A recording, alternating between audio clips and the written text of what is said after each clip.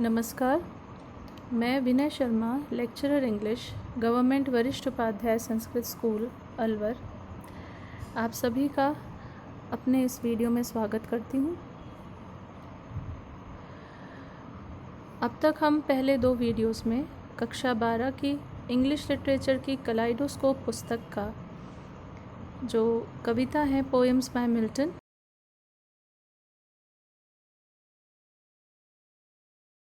में हमने इस कविता के अर्थ को जानने की कोशिश की है, प्रयास किया है।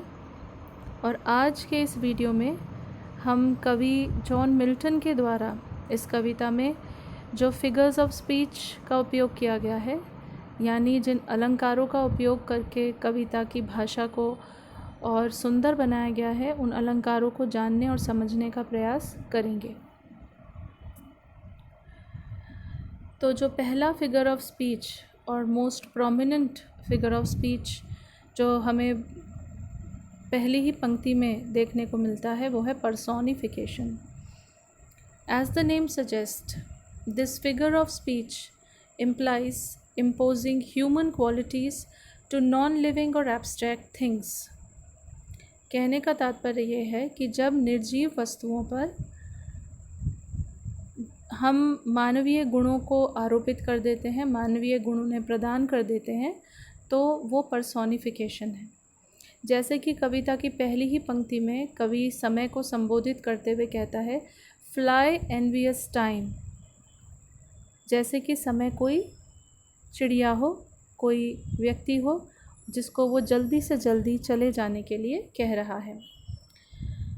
साथ ही वो उसे एनवियस भी कहता है, जो जलता है हम मनुष्यों से। तो ये जो जलन की क्वालिटी है, ये जो अवगुण है जलन का, ये हम मनुष्यों में होता है। समय तो एब्स्ट्रैक्ट है, उसको हम छू नहीं सकते, उसको बस महसूस कर सकते हैं। ऐसे ही कविता में आगे वो इटर्निटी और जॉय, इन शब्दों के माध्यम से इन चीज़ों को भी पर्सोनिफाई करता है। आगे अगर हम देखें तो दूसरा फिगर ऑफ स्पीच जो पोएट मिल्टन यूज़ कर रहा है इस कविता में, वो है alliteration. Now, what is alliteration? Alliteration is the use of successive consonant sounds in the initials of successive words. Now, first let's understand what is consonant. आप सभी जानते हैं कि वर्णमाला में दो तरह के शब्द होते हैं, एक होते हैं स्वर, दूसरे होते हैं व्यंजन।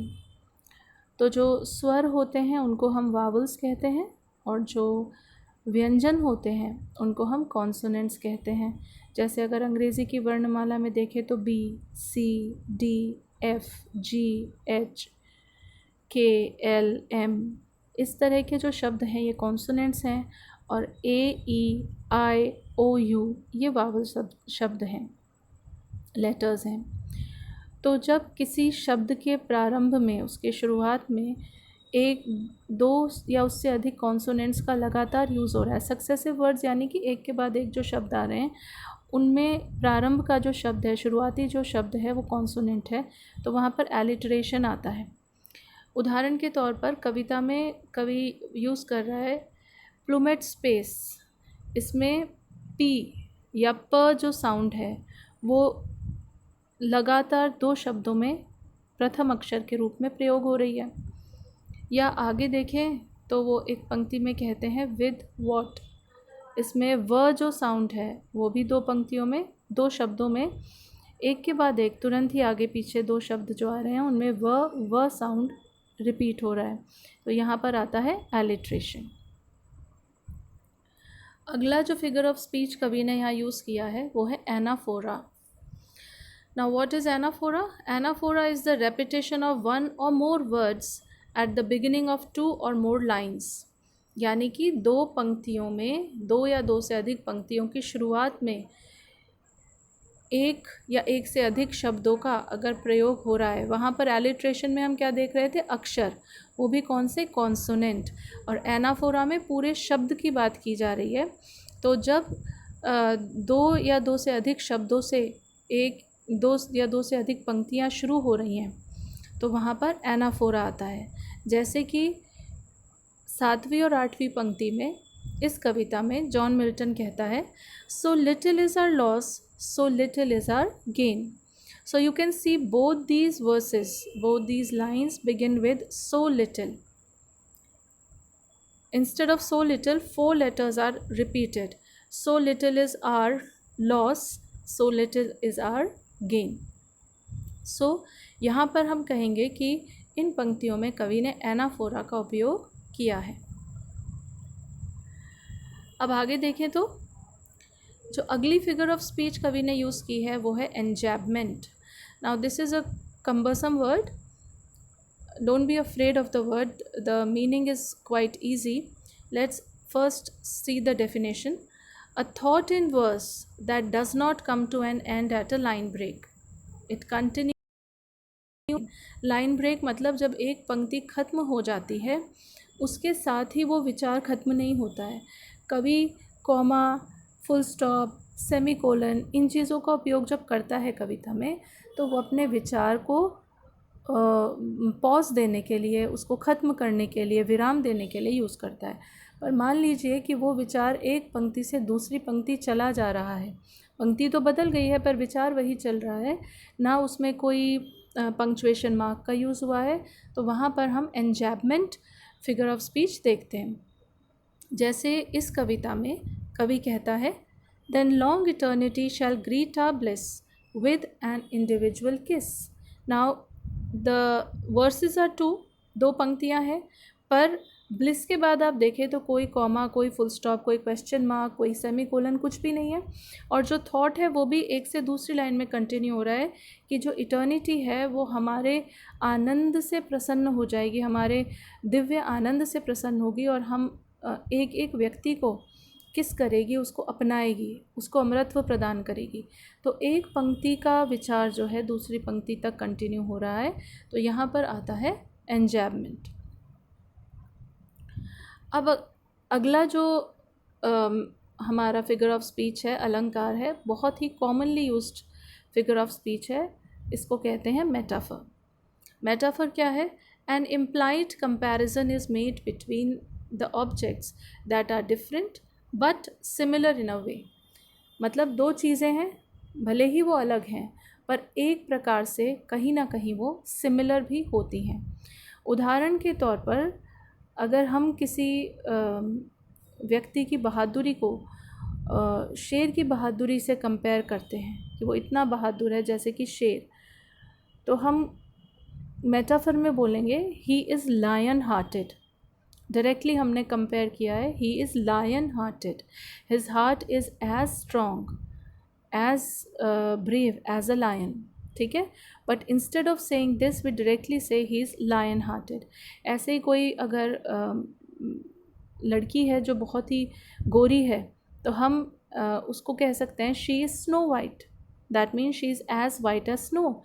सो स्नो और गर्ल दोनों में कोई चीज़ की सिमिलैरिटी नहीं है पर एक पॉइंट पे वो सिमिलर हैं और वो सिमिलैरिटी क्या है? उनका कलर. ठीक है. तो ये होता है मेटाफर. इस कविता में कवि ने कई मेटाफर यूज़ है, चांस है, और ये सारी चीज़ें उन्होंने यूज़ की हैं चेंज को दिखाने के लिए, बदलाव को दिखाने के लिए, डिके को दिखाने के लिए, किसी चीज़ के विनाश को दिखाने के लिए. ठीक है. तो हालांकि इन चीज़ों में कोई सिमिलैरिटी नहीं है, विनाश में, डेथ में, टाइम में, पर फिर भी एक पॉइंट पर वो सिमिलर हैं कि जब ये हमारे जीवन को प्रभावित करते हैं तो हमारे जीवन में बदलाव आना शुरू हो जाता है, गिरावट आना शुरू हो जाती है, विनाश होना शुरू हो जाता है.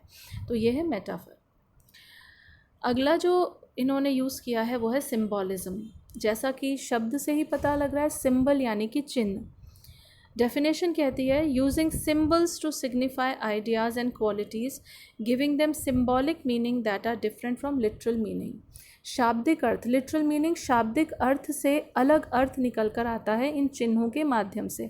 कवि कई चिन्हों का उपयोग करता है कविता में जिसका शाब्दिक अर्थ अलग है पर उसका भावार्थ अलग है, निहित अर्थ अलग है, छिपा हुआ अर्थ अलग होता है. जैसे इस कविता में कवि डेथ और टाइम के सिंबल्स को यूज़ करता है अपने रिलीजियस आइडियाज़ को बताने के लिए. रिलीजियस आइडियाज़ दैट जब एक मनुष्य अपने सभी ग्रॉसनेस को, अपने सभी अवगुणों को छोड़ देगा तो वो समय के साथ जब ये सब अवगुण समाप्त हो जाएंगे तो वो भी दिव्य बन जाएगा, आध्यात्मिक उन्नति करेगा और धीरे धीरे ईश्वर तक पहुंच जाएगा। तो इन चीज़ों को बताने के लिए उसने मृत्यु और समय के चिन्हों का उपयोग किया है। और सबसे अंत में है राइमिंग स्कीम। राइमिंग स्कीम यानी कि जो राइमिंग पैटर्न होता है, स्वर, हर पंक्ति के अंत का जो स्वर है वो किस तरह से एक दूसरे से मैच करता है, तो वो है राइमिंग स्कीम। इस कविता की, इस संपूर्ण कविता की 20 पंक्तियों की जो कविता है उसकी राइमिंग स्कीम है A B A B, C D D C, E E F F, G G H H, I I J, K J. अब कैसे इसको हम निकालते हैं, इसके लिए एक अलग वीडियो बनाने की आवश्यकता है, क्योंकि इस छोटे से वीडियो में इसको नहीं बताया जा सकता, पर फिर भी एक हिंट मैं आपको दे देती हूँ।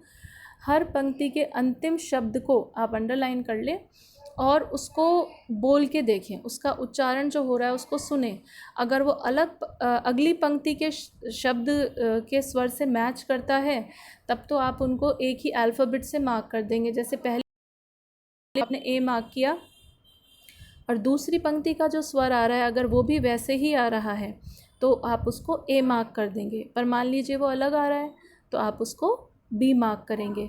इस तरह से पूरी कविता की राइमिंग स्कीम निकाली जा सकती है।